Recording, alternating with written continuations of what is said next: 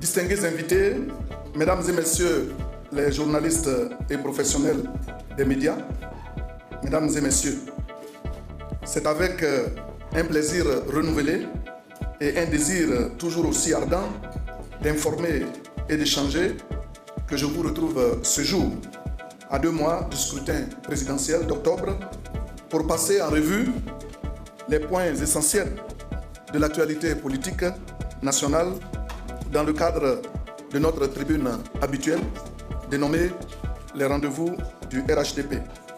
Au nom donc de mon parti, le RHDP, je voudrais vous adresser la cordiale bienvenue et vous remercier de répondre toujours à chacune de nos invitations avec autant de spontanéité, signe de l'intérêt sans cesse croissant que vous portez à nos rencontres. Soyez-en remerciés. Mesdames et messieurs les journalistes, nous sommes aujourd'hui le mercredi 20 août. La présidentielle arrive à grands pas. Le RHDP continue de s'organiser et de peaufiner sa préparation pour répondre non seulement présent à ce rendez-vous électoral qui est crucial, mais surtout le remporter dès le premier tour. Le candidat de notre parti, son Excellence M. Alassane Ouattara, procédera dans quelques jours au dépôt de sa candidature. Ce sera un grand moment de notre marche vers la victoire. Il est bon de souligner qu'en tant que parti majoritaire, le RHDP a honoré son statut en réunissant sans coup férir les parrainages nécessaires dans toutes les régions et districts de Côte d'Ivoire pour permettre à son président de boucler son dossier de candidature.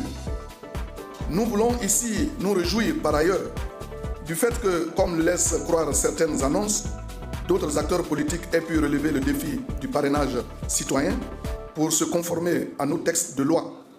Cela est de bon augure pour une compétition électorale ouverte et pour la démocratie. Mesdames et messieurs, à l'occasion de la célébration du 65e anniversaire de l'accession de notre pays à la souveraineté nationale, le président de la République, son Excellence M. Alassane Ouattara, a fait une importante adresse à la nation. Une fois de plus, le chef de l'État a démontré qu'il demeure un leader à l'écoute de son peuple. Des mesures sociales fortes auxquelles personne ne s'attendait en raison d'un contexte économique mondial marqué par des incertitudes ont été annoncées pour renforcer le pouvoir d'achat des fonctionnaires et agents de l'État, d'une part, et des retraités du secteur public, d'autre part. Cette décision, qui fait suite à une série de revalorisations salariales des fonctionnaires, traduit la volonté du chef de l'État de faire bénéficier à ses concitoyens les retombées de l'embellie économique que connaît notre pays. Le faisant, il renforce non seulement le pouvoir d'achat des fonctionnaires, mais il leur donne aussi et surtout de réels motifs d'espoir en un avenir meilleur. Ainsi, à chaque fois que les moyens de l'État le permettent, la condition sociale des fonctionnaires et des masses laborieuses est impactée positivement.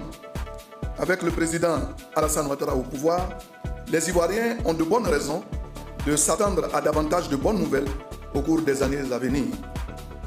Dans le cadre de cette adresse solennelle, le président de la République a également rappelé le chemin parcouru, les progrès remarquables enregistrés dans tous les domaines, les performances économiques, les infrastructures routières, énergétiques, sanitaires, scolaires et l'embellie de la situation sécuritaire globale du pays, etc., etc. Autant d'avancées qui constituent la manifestation tangible d'une Côte d'Ivoire qui renaît et qui retrouve sa splendeur et son attractivité. La ville de Bouaké, cité haute des festivités de l'indépendance, est une illustration parlante. Hier, épicentre d'un pays défiguré, déchiré et en ruine, Bouaké est devenue une ville totalement transfigurée, éclatante et rayonnante, une ville qui a retrouvé son dynamisme économique, ses couleurs et sa joie de vivre. Là encore, la magie du président Alassane Ouattara a opéré. Lors de cette adresse solennelle, le président Alassane Ouattara a en outre tenu à rassurer ses compatriotes relativement aux élections à venir, la présidentielle du 25 octobre 2025, a-t-il insisté, sera, et je cite, apaisée, démocratique et sécurisée. Le droit de vote de chaque Ivoirien sera pleinement respecté dans un esprit de responsabilité et de maturité. J'en appelle donc à la responsabilité de tous les acteurs de la vie politique, sociale et civile. Fin de citation. Que dire alors du défilé militaire du 7 août? Il fut simplement magnifique, impressionnant et imposant. Il a rempli le cœur des Ivoiriens de fierté. Ce défilé a affiché le potentiel énorme de nos forces de défense et de sécurité. Il a aussi démontré que la Côte d'Ivoire est un pays respecté dans le concert des nations, car les armées des États-Unis, de la France et du Maroc ne défilent pas aux côtés de n'importe quelle armée du monde. Le prestige international de notre pays s'est encore affirmé. Qu'il me soit permis de saluer au passage la présence distinguée du président de la République du Gabon et de son épouse, ainsi que celle du Premier ministre de la Guinée. N'eût été le drame survenu au Ghana la veille, le président de cette République sœur aurait été également de la fête. Au total, ce fut une fête nationale qui a tenu toutes ses promesses et ravivé en chaque Ivoirien la flamme du patriotisme et du sentiment d'appartenir à un pays résolument en marche vers son destin. Mesdames et messieurs, en dépit de ces assurances fortes et des appels à la responsabilité, force est de constater que certains acteurs politiques, toujours les mêmes, continuent de ramer à contre-courant en s'investissant à fond dans l'exacerbation des tensions sociales et dans la surenchère politique, en s'illustrant dans la défiance contre les institutions de la République et en poussant insidieusement leurs partisans à commettre des actes de désordre et de violence dans l'unique but d'empêcher la tenue du scrutin. Chers journalistes, la Côte d'Ivoire est un État de droit, un État démocratique. C'est à ce titre qu'il garantit à tous et à toutes, cet État, dis-je, à chacun, bien sûr, la liberté d'expression et le libre exercice de ses droits fondamentaux. C'est donc au nom de cette liberté que l'opposition est autorisée à organiser des rassemblements. C'est ainsi également qu'en l'espace d'une semaine, l'opposition coalisée au sein du Front commun PPACI-PDCI a pu tenir 2 manifestations à Yopougon, à savoir une marche le 9 août et un meeting samedi dernier. Les forces de l'ordre, que je voudrais saluer au passage, ont encadré de la plus belle manière ces 2 manifestations pour empêcher tout débordement. Ce que nous regrettons en revanche et que nous condamnons, c'est la rhétorique guerrière, la violence verbale, les propos xénophobes, la défiance aux institutions de la République, la menace de boycott actif et de déstabilisation qui ont fusé de ces rassemblements du couple PPACI-PDCI. Ouvertement et la main sur le cœur, ils ont juré d'empêcher la tenue du scrutin du 25 octobre si leurs candidats ne sont pas retenus. Et pire encore, d'empêcher ce qu'ils qualifient de 4e mandat du président Alassane Ouattara. Mesdames et messieurs les journalistes, nous prenons la parole ce jour pour dire que trop, c'est trop. Et qu'à un moment donné, il va falloir que cela s'arrête. Je répète, nous prenons la parole ce jour pour dire que trop, c'est trop. Et qu'à un moment donné, il va falloir que ça s'arrête. Nous tenons à rappeler au PDCI et au PPACI qu'autoriser la tenue d'une marche ou un meeting de l'opposition ne doit pas être perçu comme un acte de faiblesse, mais constitue plutôt un signe de bonne volonté d'un gouvernement qui a à cœur de faire prévaloir la démocratie et l'état de droit. Pour rappel, sous M. Laurent Gbagbo, il n'y a jamais eu de marche qui ne soit soldée par des pertes en vie humaine. Même lorsque de pauvres femmes ont voulu marcher pour protester contre la cherté de la vie, il y a eu des morts. Les discours haineux d'un chef d'État demandant à ses forces de l'ordre de réprimer, de vacciner les militants de l'opposition d'alors sont encore vivaces dans nos mémoires et sont disponibles sur les réseaux sociaux. Qui ne se souvient en effet de la sombre parenthèse des escadrons de la mort, du charnier de Yopougon, des assassinats, des enlèvements suivis d'exécutions sommaires de militaires, de journalistes comme Guy André Kiffé ou de Jean Hélène, ou simplement des membres de la société civile réputés proches de l'opposition d'alors, qui ne se souvient des hordes de jeunes à la solde du parti au pouvoir, qui déchiraient les journaux dans les kiosques, vandalisaient des rédactions et agissaient impunément contre des magistrats en les agressant.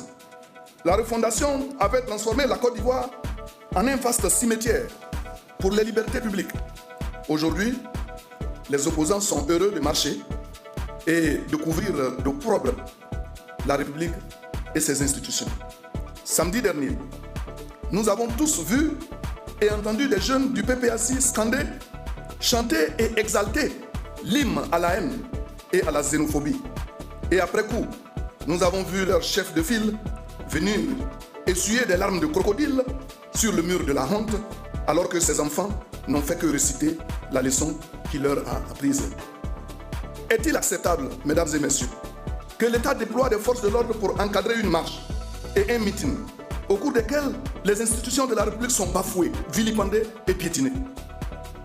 Mesdames et messieurs les journalistes et professionnels des médias, il est clair et établi que l'opposition n'a pas d'autre agenda que de boycotter activement les élections à venir, comme elle le fit en 2020. Les manifestations qu'elle organise n'ont pas d'autre but que d'entretenir un climat de tension et préparer ainsi ses militants à passer à l'acte le moment venu. Ils ont fait le choix de s'inscrire dans la logique du pire, c'est-à-dire s'aimer le désordre. En tout état de cause, l'État de Côte d'Ivoire dispose d'institutions solides et il prendra ses responsabilités le cas échéant. Tous ceux qui sont impliqués dans la préparation de ce funeste projet de déstabilisation doivent comprendre que l'État ne faillira pas. Certaines personnes dans notre pays ont tendance à croire que la pratique de la politique est une sorte de parapluie atomique qui permet de tout faire et de tout dire sans crainte d'éventuelles représailles judiciaires. Cette époque est révolue si elle a une fois existé par le passé. Aujourd'hui, si vous cassez, vous payez cash. Si vous tuez, vous en payez le prix. Que ceux qui s'agitent et qui font n'importe quoi réfléchissent par deux fois avant de se lancer dans cette aventure à haut risque, car la justice ivoirienne est en état d'éveil permanent. Notre pays aspire à aller de l'avant, à continuer sur sa trajectoire de développement et à améliorer les conditions de vie des populations, à donner des emplois aux jeunes, renforcer l'autonomisation des femmes, développer des infrastructures, améliorer la santé et promouvoir une éducation et un enseignement d'excellence. Le régime RHDP veut définitivement fermer la parenthèse de la violence, du désordre et des crises électorales. En tout état de cause, tous les débats ont eu lieu, notamment sur l'éligibilité des candidats. Des opinions ont été exprimées à l'aune de la loi électorale et de la Constitution. La parole sera donnée au Conseil constitutionnel, juge suprême des élections, de se prononcer sur les candidatures déclarées. Et nous serons tous soumis à la décision du juge constitutionnel. Pour conclure, le RHDP voudrait réitérer son appel au calme et à la sérénité. Les élections auront lieu aux dates indiquées. Elles seront apaisées et démocratiques. Nous demandons aux Ivoiriens de continuer d'évacuer à leurs occupations et de ne pas avoir peur. À nos militants et sympathisants et à tous les Ivoiriens épris de paix et de développement, à tous nos jeunes, nous leur demandons de se mobiliser pour faire triompher le président Alassane Ouattara, le candidat qui a réussi à réconcilier la Côte d'Ivoire avec la paix et le développement, et les Ivoiriens avec le travail et la prospérité. Je vous remercie de votre bienveillante attention.